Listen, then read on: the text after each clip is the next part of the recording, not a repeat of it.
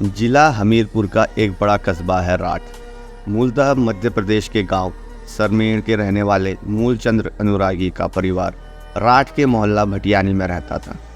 परिवार में पत्नी सरस्वती के अलावा दो बेटे वीरेंद्र व अनिल थे। गांव में मूलचंद्र का पुश्तैनी मकान व ज़मीन थी। वह खुद गांव में रहकर घर ज़मीन की देखरेख करता था। पत्नी बच्चों से मिलने वो राठ आता जाता रहता था। मूलचंद्र की पत्नी सरस्वती राठ स्थित नवोदय विद्यालय में रसोइया थी। वह छात्रावास में रहने वाले छात्रों के लिए खाना बनाती थी। सरस्वती का बड़ा बेटा वीरेंद्र मिठाई की एक दुकान में काम करता था। वीरेंद्र बताशा बनाने का उम्दा कारीगर था, जबकि छोटा बेटा अनिल राठ की ही एक जूता बनाने वाली फैक्ट्री में नौकरी कर रहा था। क्योंकि सरस्वती और उसके दोनों बेटे कमाते थे, सो घर की आर्थिक स्थिति ठीक थी। सरस्वती बेटों के साथ खुशहाल तो थी, लेकिन घर में बहू की कमी थी। वह वीरेंद्र की शादी को ललायत रहती थी। वीरेंद्र अनुरागी जिस दुकान में काम करता था, उसी में अशोक नाम का एक युवक काम करता था। अशोक राठ कस्बे से आधा किलोमीटर दूर स्थित सैदपुर गांव का रहने वाला था। अशोक की छोटी बहन वर्षा अक्सर उसे लंच देने आया करती थी। जयराम की दो ही संतानें थी, अशोक और वर्षा। कुछ साल पहले जयराम की मृत्यु हो चुकी थी। माँ चंदा देवी ने उन दोनों को तकलीफें सहकर बड़ा किया था। आर्थिक स्थिति ठीक न होने के कारण अशोक और वर्षा ज़्यादा पढ़ लिख ना सके थे। अशोक 10वीं कक्षा छोड़कर नौकरी करने लगा था, जबकि वर्षा 10वीं कक्षा पास करने के बाद माँ के घरेलू कामों में हाथ बटाने लगी थी। 20 वर्षीय वर्षा गोरी चिट्टी छरहरी काया की युवती थी। नैन नक्श भी तीखे थे। सबसे खूबसूरत थी उसकी आंखें, खुमार भरी गहरी आंखें। उसकी आंखों में ऐसी कशिश थी कि जो उनमें देखे फोसा जाए। एक दिन वर्षा अपने भाई अशोक को लंच देने दुकान पर आई। वीरेंद्र की नज़रें वर्षा की नज़रों से मिली तो वह उनमें मानो डूब सा गया। जी में आया उन्हीं खुमार भरी आंखों की अथाह गहराइयों में पूरी उम्र डूबा रहे। खुद भी उबरना चाहे तो उबर ना सके। कुछ पल के लिए आंखों से आंखें मिली थी, लेकिन उन्हीं लम्हों में वीरेंद्र वर्षा की आंखों पर फिदा हो गया। इसके बाद वर्षा की आंखें उसकी सोच की धुरी बन गई। उस दिन के बाद वीरेंद्र को वर्षा के आने का इंतजार रहने लगा। हालांकि अशोक से बोलचाल पहले से थी, लेकिन वर्षा तक पहुंच बनाने के लिए उसने उससे संबंध प्रगाढ़ बना लिए। इन्हीं संबंधों की आड़ में उसने वर्षा से परिचय भी कर लिया। वर्षा से परिचय हुआ तो बेईमान कर देने वाली उसकी नज़रें वीरेंद्र का दिल और तड़पाने लगी। अब वीरेंद्र को इंतजार था उस पल का जब वर्षा अकेले में मिले और वह उससे अपने दिल की बात कह सके। किस्मत ने एक रोज़ उसे यह मौका भी मुहैया करा दिया। उस रोज़ वर्षा भाई को खाना खिलाकर जाने लगी तो ताक में बैठा वीरेंद्र उसके पीछे पीछे चल पड़ा। तेज कदमों से वो वर्षा के बराबर में पहुंचा। वर्षा ने सिर घुमाकर वीरेंद्र को देखा और मुस्कुराने लगी। वीरेंद्र बोला, मुझे तुमसे एक ज़रूरी बात कहनी है। वर्षा के कदम पहले की तरह बढ़ते रहे। बोलो। मुझे जो कहना है सड़क चलते नहीं कह सकता। सहसा वीरेंद्र की नज़र कुछ दूर स्थित पार्क पर पड़ी। चलो वहाँ पार्क में बैठते हैं, सुकून से बात हो जाएगी। चलो, वर्षा मुस्कुराई, तुम्हारी बात सुन लेती। वे दोनों पार्क में जाकर बैठ गए। उसके बाद वर्षा वीरेंद्र से मुखातिब हुई। अब बोलो, क्या कहना है। वीरेंद्र के पास भूमिका बनाने का समय नहीं था, अतः उसने सीधे तौर पर अपनी बात कह दी। तुम्हारी आंखें बहुत हसीन हैं। वर्षा की मुस्कुराहट गाढ़ी हो गई। और मैं, जिसकी आंख इतनी हसीन है, कहने की ज़रूरत नहीं कि वह कितनी हसीन होगी। वर्षा ने उसे गहरी नज़रों से देखा। तुम मेरे हुस्न की तारीफ़ करने के लिए यहाँ लेकर आए हो या कुछ और कहना है। वीरेंद्र ने महसूस किया कि वर्षा प्यार का सिलसिला शुरू करने के लिए उकसा रही है, अतः उसके दिल की बात जुबान से बयां हो गई। तुम मुझे बहुत अच्छी लगती हो, मुझे तुमसे प्यार हो गया है। कुछ देर तक वर्षा उसकी आंखों में देखती रही, फिर आहिस्ता से बोली, प्यार ही तो ऐसी चीज़ है जिस पर ना दुनिया का कोई कानून लागू होता है, ना इसे दबाया या छिपाया जा सकता है। लेकिन प्यार के कुछ तकाजे भी होते हैं। वीरेंद्र ने धड़कते दिल से पूछा, कैसे तकाजे। वफा, ईमानदारी और ज़िंदगी भर साथ निभाने का जज्बा। वीरेंद्र समझ गया कि वर्षा कहना चाहती है कि वो उसका प्यार कबूल तो कर सकती है, मगर शर्त यह है कि उसे शादी करनी होगी। उस वक्त वीरेंद्र के सिर पर वर्षा को पाने का जुनून था, सो उसने कह दिया, मैं टाइम पास करने के लिए तुम्हारी तरफ प्यार का हाथ नहीं बढ़ा रहा हूँ, बल्कि संजीदा हूँ। मैं तुमसे शादी करके वफा और ईमानदारी से साथ निभाऊंगा। दरअसल वर्षा अपनी माँ की मजबूरियां जानती थी। चंदा देवी ने बहुत तकलीफें उठाकर पति का इलाज कराया था। इलाज में उस पर जो कर्ज चढ़ा था उसकी भरपाई होने में बरसों लगने जाने थे। परिवार में कोई ऐसा ना था जो युवा हो चुकी वर्षा के भविष्य के बारे में सोचता। माँ बेटी को दुल्हन बनाकर विदा कर पाने की हैसियत में नहीं थी। छोटा भाई अशोक खुद अपनी जिम्मेदारियां से जूझ रहा था, अतः वर्षा को अपने भविष्य का निर्णय स्वयं करना था। वर्षा 20 साल की भरी पूरी युवती थी। उसके मन में किसी का प्यार पाने और स्वयं भी उसे टूटकर चाहने की हसरत थी। मन में इच्छा थी कि कोई उसे चाहने वाला मिल जाए तो वह जीवन भर के लिए उसका हाथ थाम ले। इस तरह उसका जीवन भी संवर जाएगा और वह भी अपनी गृहस्थी, पति व बच्चों में रमी रहेगी। लोग गलत नहीं कहते, इश्क पहली नज़र में होता है। वर्षा के दिल में भी तब से हलचल मचनी शुरू हो गई थी जब वीरेंद्र से पहली बार उसकी नज़रें मिली थी। वर्षा की आंखें खूबसूरत थी तो वीरेंद्र की आंखों में भी प्यार ही प्यार था। उस पल से ही वीरेंद्र वर्षा की सोच का केंद्र बन गया था। वर्षा ने जितना सोचा उतना ही उसकी ओर आकर्षित होती गई। वर्षा का मानना था कि वीरेंद्र अच्छा और सच्चा आशिक साबित हो सकता है। उसके साथ जिंदगी मज़े से गुजर जाएगी। वर्षा ने यह भी निर्णय लिया कि जब कभी भी वीरेंद्र प्यार का इजहार करेगा तो वो मोहब्बत का इकरार कर लेगी।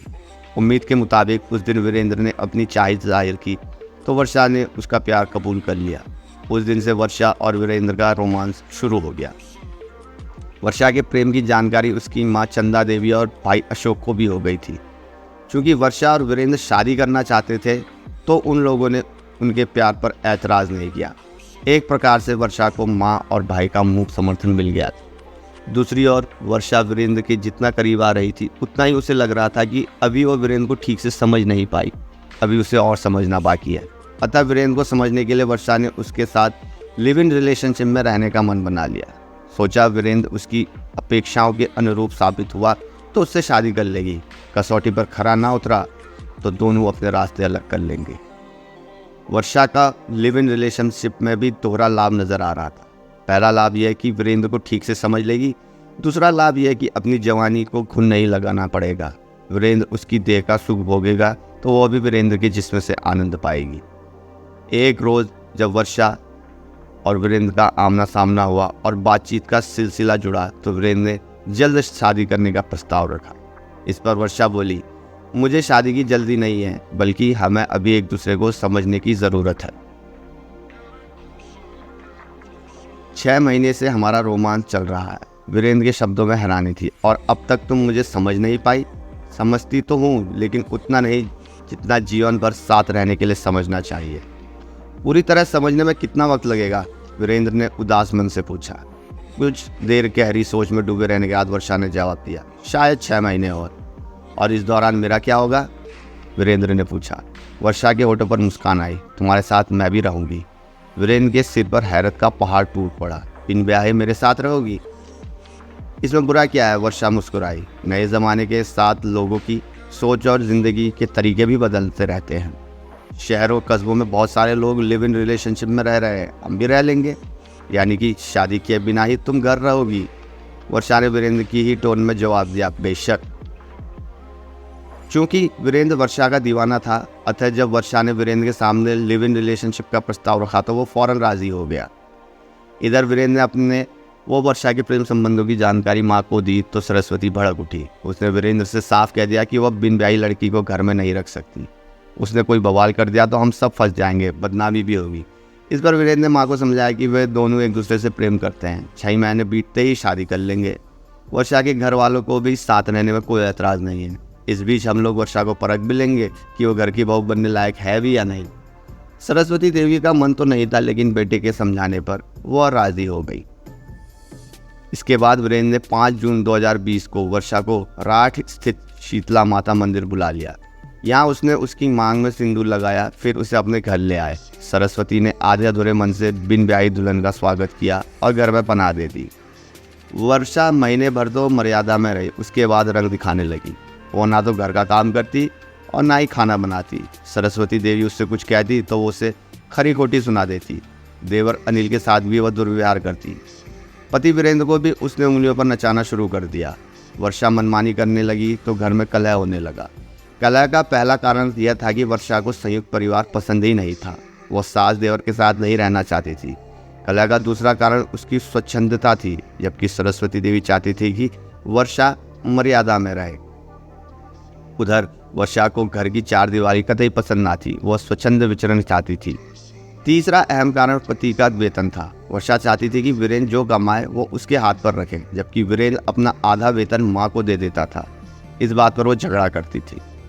10 नवंबर 2020 की शाम 4 बजे सरस्वती देवी खाना तैयार करने नवोदय विद्यालय छात्रावास चली गई। अनिल व वीरेंद्र भी काम पर गए थे। घर में वर्षा ही थी। शाम 5 बजे वीरेंद्र घर आ गया। आधे ही वर्षा ने वीरेंद्र से वेतन के संबंध में पूछा। वीरेंद्र ने बताया कि उसे वेतन मिल तो गया है, लेकिन उसे पैसा माँ को देना है, क्योंकि दीपावली का त्यौहार नज़दीक है और माँ को घर का सारा सामान लाना है। यह सुनते ही वर्षा गुस्से से बोली, शारीरिक सुख मेरे से उठाते हो और पैसा माँ के हाथ में दोगे? ये नहीं चलेगा। आज रात माँ के कमरे में ही जाकर सो जाना, समझे? वर्षा की बात सुनकर वीरेंद्र तिलमिला उठा। उसने गुस्से में वर्षा के गाल पर एक तमाचा जड़ दिया। वर्षा गम खाने वाली कहाँ थी, वो वीरेंद्र से भिड़ गई। दोनों में मारपीट होने लगी। इसी बीच वर्षा की निगाह सिल बट्टे पर पड़ी। उसने सिल का बट्टा उठाया और वीरेंद्र के सिर पर प्रहार कर दिया। बट्टे के प्रहार से वीरेंद्र का सर फट गया और वह जमीन पर गिर पड़ा। इसके बावजूद वर्षा का हाथ नहीं रुका और उसने उसके सिर पर व चेहरे पर कई और वार किए, जिससे वीरेंद्र की मौत हो गई। कथित पति की हत्या करने के बाद वर्षा ने घर पर ताला लगाया और फरार हो गई।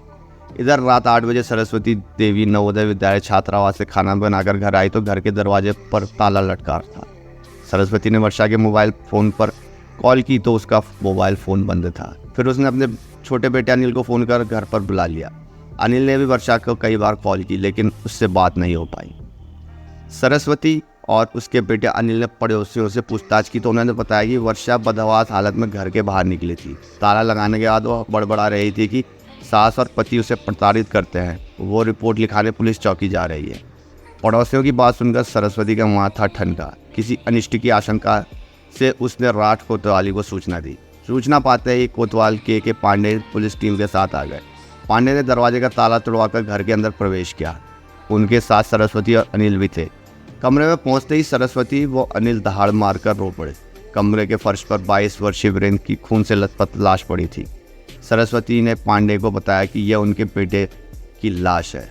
चूंकि हत्या का मामला था, अतः के पांडे ने सूचना वरिष्ठ पुलिस अधिकारियों को दी। कुछ ही देर में एसपी नरेंद्र कुमार सिंह, एसएसपी संतोष कुमार सिंह तथा डीएसपी अखिलेश राजन घटनास्थल पर आ गए। पुलिस अधिकारियों ने घटनास्थल की बारीकी से निरीक्षण किया। वीरेंद्र की हत्या सिल के बट्टे से सिल पर प्रहार करके की गई थी। उसकी उम्र 22-23 वर्ष के बीच थी। खून से सना आला कत्ल बट्टा शव के पास ही पड़ा था, जिसे अधिकारियों ने सुरक्षित कर लिया। निरीक्षण के बाद अधिकारियों ने शव को पोस्टमार्टम के लिए जिला अस्पताल हमीरपुर भिजवा दिया। उसके बाद मृतक की मां व भाई से घटना के बारे में पूछताछ की। सरस्वती देवी ने बताया कि वर्षा उसके बेटे वीरेंद्र के साथ लिव इन रिलेशनशिप में रह रही थी। उसने वीरेंद्र की हत्या की है। उसका मायका राठ कोतवाली के गांव सैदपुर में है। सरस्वती देवी की तहरीर पर थाना प्रभारी के पांडे ने धांधली की धारा 302 के तहत वर्षा के खिलाफ रिपोर्ट दर्ज कर ली और उसकी तलाश शुरू कर दी। रात 11 बजे थाना प्रभारी ने पुलिस टीम के साथ सैदपुर गांव में चंदा देवी के घर छापा मारा। घर पर उसकी बेटी वर्षा मौजूद थी। पुलिस ने उसे हिरासत में ले लिया। उसे थाना राठ कोतवाली लाया गया। थाने पर जब उससे वीरेंद्र की हत्या के संबंध में पूछा गया तो उसने सहज ही हत्या का जुर्म कबूल कर लिया। उसने बताया कि वीरेंद्र से रुपये मांगने पर उसका झगड़ा हुआ। गुस्से में उसने वीरेंद्र पर सिल के बट्टे से प्रहार किया, जिससे उसका सिर फट गया और उसकी मौत हो गई। पुलिस से बचने के लिए वो घर में ताला लगाकर मायके चली गई, जहां से वो पकड़ी गई। 11 नवंबर 2020 को पुलिस ने अभियुक्ता वर्षा को हमीरपुर की कोर्ट में पेश किया, जहां से उसे जिला जेल भेज दिया गया। तो दोस्तों, यह थी आज की हमारी स्टोरी। कमेंट करके बताना बिल्कुल मत भूलिएगा कि आपको इस स्टोरी के बारे में क्या कहना है। तो मिलते हैं दोस्तों अगले किसी और वीडियो में। तब तक के लिए नमस्कार, जय हिंद।